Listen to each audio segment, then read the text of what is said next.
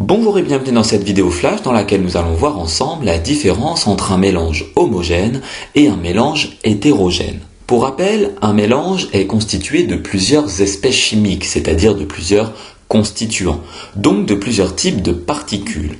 Pour les plus curieux d'entre vous, une espèce chimique est un ensemble d'atomes, d'ions ou de molécules identiques. Prenons un exemple de mélange avec de l'eau mélangée à du sirop. Lorsqu'on va effectuer un zoom sur cette boisson, c'est-à-dire lorsqu'on va se placer à l'échelle microscopique, on pourra alors identifier deux types de particules. Les particules d'eau, mais aussi les particules de sirop. On voit bien ici qu'on a bien affaire à un mélange, puisqu'il y a deux constituants. Seulement voilà, il existe deux grands types de mélanges. D'une part, le mélange homogène, lorsqu'on ne peut pas à l'œil nu distinguer les différents constituants. Mais aussi le mélange hétérogène, lorsque cette fois-ci, à l'œil nu, on peut distinguer plusieurs constituants.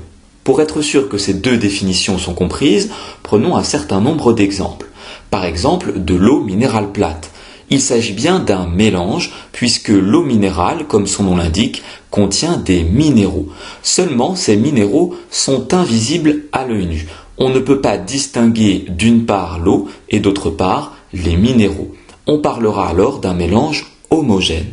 Discutons maintenant de l'eau minérale gazeuse. Cette fois-ci, on a affaire à un mélange hétérogène. On peut en effet à l'œil nu distinguer d'une part l'eau et d'autre part le gaz. On peut également discuter du gravier qui est un mélange hétérogène.